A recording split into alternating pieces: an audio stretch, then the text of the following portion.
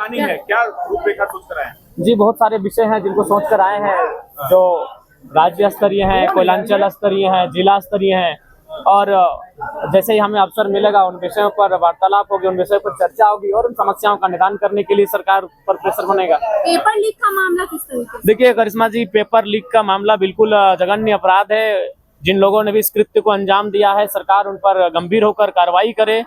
चूंकि अगर ऐसा नहीं होता है तो जो आम व्यक्ति है उनका इस जो व्यवस्था है, जो सिस्टम है, उस पर विश्वास टूटेगा और वो ये मान के चलेंगे कि एक आम व्यक्ति का जीवन की सुरक्षा किसी के का उसके दायित्व किन्हीं का नहीं, उनकी जिम्मेवारी किन्हीं की नहीं है।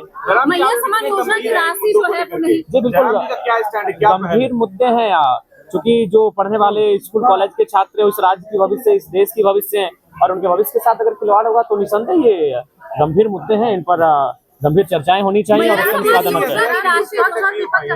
स्ट्रैटेजी के साथ पहुंचा है, आपकी क्या स्ट्रैटेजी है? देखिए हमारी स्ट्रेटजी यही है कि बजट सत्र के माध्यम से इस राज्य को एक ऐसा बजट मिले जिसकी राज्य कल्पना कर रहा है, जो हमारे जो वीर शहीद हैं उनके सपनों को साकार होता हुआ देख सके इस राज्य को, उस दिशा में इस राज्य का बजट पारित होना चाहिए। जेपीएससी अध्यक्ष पद अब तक खाली है, अब तक क्यों नहीं सरकार को मिल पा रहा है? देखिए इसके पीछे कोई कारण होगा, जो कोई विशेष कारण होगा। आशा करते हैं कि सदन जब चलेगा तो जेपीएससी अध्यक्ष की भरपाई की मांग उठेगी सदन में। लेकिन जो युवा वो कह रहे हैं कि जयराम जी अभी मुद्दों पर बहुत सुस्त हो गए हैं। देखिए सुस्त का सवाल नहीं, हमारा घर धनबाद पड़ता है, आंदोलन रांची में होता है, इसीलिए देखिए आंदोलन में जब भी हुआ है तो रांची को हम लोग अपने रांची के साथियों के हवाले छोड़े कि यहाँ के आंदोलन को देखभाल करेंगे, उपस्थिति देंगे और उनको उनका सहयोग करेंगे।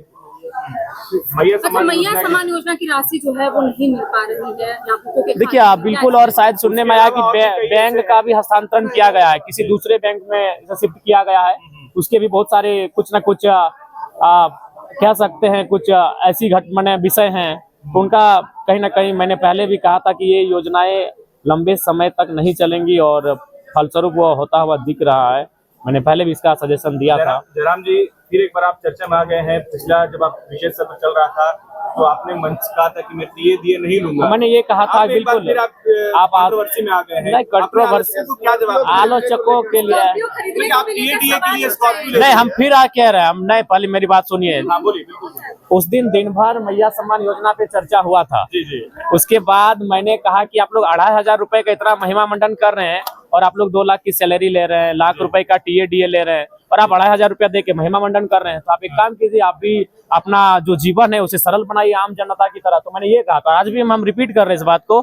जिस दिन इस पर पहल होगी उस पर पहला हस्ताक्षर जयराम महतो का होगा। जिस दिन ये पहल होगी कि एक विधायक की सैलरी 3rd 4th ग्रेड के जो कर्मचारी हैं उनके समान होगी 40,000 50,000 60,000, पहला हस्ताक्षर मेरा होगा। जिस दिन ये पहल होगी उसमें पहला समर्थन ही मेरा रहेगा। अच्छा, आप खाली पैर आए हैं, मैं देख रही हूँ आप खाली पैर आए हैं।